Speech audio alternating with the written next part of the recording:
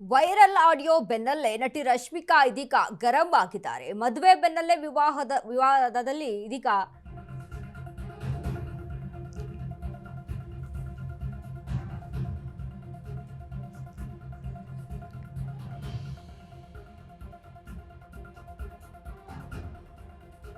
ಇತ್ತೀಚೆಗಷ್ಟೇ ತೆಲುಗು ನಟ ವಿಜಯ್ ಜೊತೆ ಸಪ್ತಪದಿಯನ್ನ ತುಳಿದಿದ್ರು.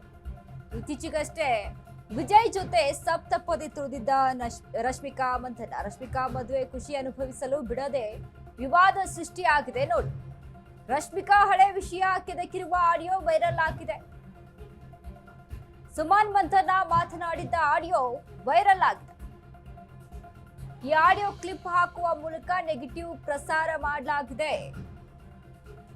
ಇದರಿಂದ ಸಿಡಿದೆದ್ದ ನ್ಯಾಷನಲ್ ಕ್ರಶ್ ರಶ್ಮಿಕಾ ಮಂದನ್ ಆಡಿಯೋಗೆ ಸಂಬಂಧಿಸಿದ ಸುದ್ದಿ ಡಿಲೀಟ್ಗೆ ವಾರ್ನಿಂಗ್ ಅನ್ನ ಕೊಟ್ಟಿದ್ದಾರೆ. ಇನ್ಸ್ಟಾಗ್ರಾಮ್ ಪೋಸ್ಟ್ ಮೂಲಕ ಬಹಿರಂಗವಾಗಿ ಅಸಮಾಧಾನವನ್ನ ವ್ಯಕ್ತಪಡಿಸಿದ್ದಾರೆ ರಶ್ಮಿಕಾ ಮಂದನ್ನ. ವೈರಲ್ ಆಡಿಯೋ ಬೆನ್ನಲ್ಲೇ ನಟಿ ರಶ್ಮಿಕಾ ಗರಂ ಆಗಿದ್ದಾರೆ. ಮದುವೆ ಬೆನ್ನಲ್ಲೇ ವಿವಾದದ ನಟಿ ರಶ್ಮಿಕಾ ಮಂದನ ಇರುವಂತದ್ದು. ವಿವಾದದಲ್ಲಿ ಇತ್ತೀಚೆಗಷ್ಟೇ ತೆಲುಗು ನಟ ವಿಜಯ್ ಜೊತೆ ಸಪ್ತಪದಿ ತುಳಿತಾರೆ. ರಶ್ಮಿಕಾ ಮದುವೆ ಖುಷಿ ಅನುಭವಿಸಲು ಬಿಡದೆ ವಿವಾದ ಸೃಷ್ಟಿಯಲ್ಲಿ ರಶ್ಮಿಕಾ ಹಳೆ ವಿಷಯ ಕಿದಿಕಿರುವಂತಹ ಆಡಿಯೋ ವೈರಲ್ ಆಗಿದೆ. ಸುಮನ್ ಮಂದನ ಮಾತನಾಡಿದ್ದ ಆಡಿಯೋ ವೈರಲ್ ಆಗ್ತಾ ಇದೆ. ಈ ಆಡಿಯೋ ಕ್ಲಿಪ್ ಹಾಕುವ ಮೂಲಕ ನೆಗೆಟಿವ್ ಪ್ರಸಾರ ಮಾಡಲಾಗ್ತಾ ಇದೆ. ಇದರಿಂದ ಸಿಡಿದೆದ್ದಿರುವ national crush Rashmika Mandanna Instagram post ಮೂಲಕ ಬಹಿರಂಗವಾಗಿ ಅಸಮಾಧಾನವನ್ನ ವ್ಯಕ್ತಪಡಿಸಿದ್ದಾರೆ. ಆಡಿಯೋಗೆ ಸಂಬಂಧಿಸಿದ ಸುದ್ದಿ ಡಿಲೀಟ್ಗೆ ವಾರ್ನಿಂಗ್ ಅನ್ನ ಕೊಟ್ಟಿದ್ದಾರೆ ರಶ್ಮಿಕಾ ಮಂದನ.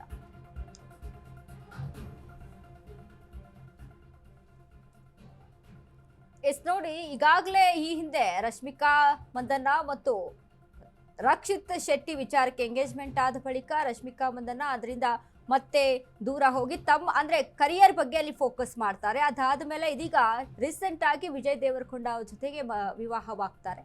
ನೋಡಿ, ಈಗ ಹಳೆಯ ಒಂದು ಕಥೆಯ ಬಗ್ಗೆ ಮಾತನಾಡಿ ಅದ್ರ ಬಗ್ಗೆ ಕೆಣಕುವಂಥದ್ದು ಇಲ್ಲಿ ಮಾಡಿರುವಂತಹ ವಿಚಾರಕ್ಕೆ ಸಂಬಂಧಪಟ್ಟಂತೆ ರಶ್ಮಿಕಾ ಮಂದನ್ನ ಗರಂ ಆಗಿರುವಂಥದ್ದು. ಗರಂ ಆಗಿ ವಾರ್ನಿಂಗ್ ಅನ್ನ ಸಹಿತ ಕೊಟ್ಟಿದ್ದಾರೆ. ಇದನ್ನ ಡಿಲೀಟ್ ಮಾಡಬೇಕು ನೀನು, ಈ ವಿಚಾರಕ್ಕೆ ಸಂಬಂಧಪಟ್ಟಂತೆ ಅಂತ ವಾರ್ನಿಂಗ್ ಸಹಿತ ಕೊಟ್ಟಿದ್ದಾರೆ ಅನ್ನುವಂಥದ್ದು.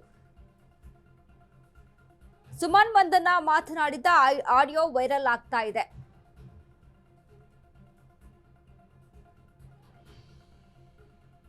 ಹಾಗಾದ್ರೆ ರಶ್ಮಿಕಾ ಪೋಸ್ಟ್ ಅಲ್ಲಿ ಏನೇನೆಲ್ಲ ಹಾಕಿದ್ದಾರೆ ಅಂತ ನಾವು ನೋಡೋದಾದ್ರೆ, 8 ವರ್ಷಗಳಿಂದ ತಪ್ಪು ಮಾಹಿತಿ ಕಿರುಕುಳ ಎದುರಿಸ್ತಾ ಇದ್ದೇನೆ. ಈ ಎಲ್ಲದಕ್ಕೂ ಇಷ್ಟು ದಿನ ಮೌನದಿಂದಲೇ ಇದ್ದೇನೆ. ಯಾವುದಕ್ಕೂ ಎಲ್ಲಿಯೂ ಪ್ರತಿಕ್ರಿಯಿಸಲು ಹೋಗಿಲ್ಲ. ನಮ್ಮ ಅನುಮತಿ ಇಲ್ಲದೆ ಖಾಸಗಿ ಮಾತುಕತೆ ರೆಕಾರ್ಡ್ ಮಾಡಲಾಗಿದೆ. ಸಂಭಾಷಣೆಯ ಒಂದು ಭಾಗವನ್ನ ಕಟ್ ಮಾಡಿ ವೈರಲ್ ಮಾಡಿದ್ದಾರೆ. ಇದರಿಂದ ನನಗೆ ಮತ್ತು ನನ್ನ ಕುಟುಂಬಕ್ಕೆ ತುಂಬಾ ನೋವುಂಟಾಗಿದೆ. ರಶ್ಮಿಕಾ ಮಂದನ್ನ ಇನ್ಸ್ಟಾದಲ್ಲಿ ಪೋಸ್ಟ್ ಅನ್ನ ಹಾಕಿರುವಂತದ್ದು. ಇಲ್ಲಿಯವರೆಗೆ ನನ್ನ ಹೆಸರಿದ್ದದ್ದಕ್ಕೆ ನಾನು ಸುಮ್ಮನಿದ್ದೆ, ತಾಳ್ಮೆಯಿಂದ ಇದ್ದೆ. ಆದರೆ ಮನೆಯವರನ್ನ ಎಳೆದು ತಂದಾಗ ಸುಮ್ಮನಿರಲ್ಲ ಸಾಧ್ಯವಿಲ್ಲ. ಆಡಿಯೋ ಕ್ಲಿಪ್ ಪೋಸ್ಟ್ ಮಾಡಿದವರಿಗೆ 24 ಗಂಟೆ ಡೆಡ್ಲೈನ್ ಅನ್ನ ಕೊಡ್ತೀನಿ. ತಪ್ಪು ವಿಷಯ ಹರಡುವವರಿಗೆ ಮುಂದಿನ 24 ಗಂಟೆ ಡೆಡ್ಲೈನ್ ಅನ್ನ ಕೊಡುವಂಥದ್ದು. ಪೋಸ್ಟ್ ಮತ್ತು ವಿಡಿಯೋಗಳನ್ನ ತಕ್ಷಣ ತೆಗೆದು ಹಾಕಬೇಕು. ಇಲ್ಲವಾದ್ರೆ ಕಾನೂನಿನ ಅಡಿಯಲ್ಲಿ ಕ್ರಮ ಜರುಗಿಸಲಾಗುವುದು. ತೆಗೆಯದಿದ್ದರೆ ಕಠಿಣ ಕ್ರಮ ಎದುರಿಸಲು ರೆಡಿ ಇರಿ. ಇಲ್ಲಿ ತನಕ ನನಗೆ ತುಂಬಾ ಜನ ಪ್ರೀತಿಯಿಂದ ಸಪೋರ್ಟ್ ಮಾಡಿದ್ದೀರಿ. ಅವರೆಲ್ಲರಿಗೂ ತುಂಬು ಹೃದಯದ ಧನ್ಯವಾದಗಳು. ಒಂದು ಮಾತು ಈ ಸಮಯದಲ್ಲಿ ಹೇಳಲೇಬೇಕು ಅನಿಸಿದೆ. ಬೇಕಂತ ನಮ್ಮ ಖಾಸಗಿ ಜೀವನದ ಬಗ್ಗೆ ಬೈಕೊಂಡು ಮಾತನಾಡೋ ಜನ ಒಂದು ಅರ್ಥ ಮಾಡ್ಕೋಬೇಕು. ಅವರೆಲ್ಲ ನನ್ನ ಜೀವನ ಹೇಗಿರಬೇಕು ಅಂತ ನಿರ್ಧಾರ ಮಾಡಕ್ಕೆ ಆಗುತ್ತಾ? ನಮ್ಮ ಜೀವನ ನಮ್ದಲ್ಲ, ನಮ್ಮ ನಿರ್ಧಾರ ನಾವೇ ತಗೋಬೇಕು, ಮತ್ತೆ ತಗೋತೀವಿ ಕೂಡ ಎಂದು ಸ್ಪಷ್ಟಪಡಿಸಿದ ರಶ್ಮಿಕಾ ಮಂದನ. ನೋಡಿ, ಅವರ ಪರ್ಸನಲ್ ಲೈಫ್ ಬಗ್ಗೆ, ಇನ್ನೊಬ್ಬರ ಪರ್ಸನಲ್ ಲೈಫ್ ಬಗ್ಗೆ ಮಾತನಾಡುವಂತ ಯೋಗ್ಯತೆ ಅರ್ಹತೆ ಯಾರಿಗೂ ಸಹಿತ ಇರೋದಿಲ್ಲ. ಅವ್ರವ್ರ ಲೈಫ್ ಬಗ್ಗೆ ಅವರಿಗೆ ಗೊತ್ತಿರುತ್ತೆ. ಈ ಹಿಂದೆ ರಶ್ಮಿಕಾ ಮತ್ತು ರಕ್ಷಿತ್ ಶೆಟ್ಟಿ ವಿಚಾರಕ್ಕೆ ಸಂಬಂಧಪಟ್ಟಂತೆ ಎಂಗೇಜ್ಮೆಂಟ್ ಸಹಿತ ಆಗಿತ್ತು. ಅದಾದ್ಮೇಲೆ ಅವರ ಕರಿಯರ್ ವಿಚಾರಕ್ಕೆ ಸಂಬಂಧಪಟ್ಟಂತೆ ರಶ್ಮಿಕಾ ಬೇರೆ ಒಂದು ಡಿಸಿಷನ್ ಅನ್ನು ತೆಗೆದುಕೊಳ್ತಾರೆ. ಅದು ಅವರವ್ರ ಪರ್ಸನಲ್ ವಿಷಯ ಆಗಿರುತ್ತೆ. ಇದ್ರ ಬಗ್ಗೆ ಯಾರು ಸಹಿತ ಅಲ್ಲಿ ಮಾತನಾಡಿಲ್ಲ. ಅವರವರ ಫ್ಯಾಮಿಲಿಯಲ್ಲೇ ಮಾತನಾಡಿಲ್ಲ. ವೈಯಕ್ತಿಕವಾಗಿ ರಶ್ಮಿಕಾ ಸಹಿತ ಮಾತನಾಡಿಲ್ಲ, ರಕ್ಷಿತ್ ಶೆಟ್ಟಿ ಸಹಿತ ಮಾತನಾಡಿಲ್ಲ. ಬಟ್ ಇದೀಗ ರಶ್ಮಿಕಾ ಮಂದನ ತಮ್ಮ ಹೊಸ ಜೀವನಕ್ಕೆ ಕಾಲಿಟ್ಟಿದ್ದಾರೆ. ಅಲ್ಲಿ ಅವರು ಬ್ಯುಸಿ ಆಗಿರುವಂಥದ್ದು. ಇದನ್ನ ಹೊರತುಪಡಿಸಿ ಅವರ ಪರ್ಸನಲ್ ವೈಯಕ್ತಿಕ ವಿಚಾರಗಳ ಬಗ್ಗೆ ಇನ್ನೊಬ್ರು ಮೂಗು ತೂರಿಸೋದು, ಮಾತನಾಡೋದು ಸರಿಯಾದಂಥ ವಿಚಾರಗಳಾಗಲ್ಲ.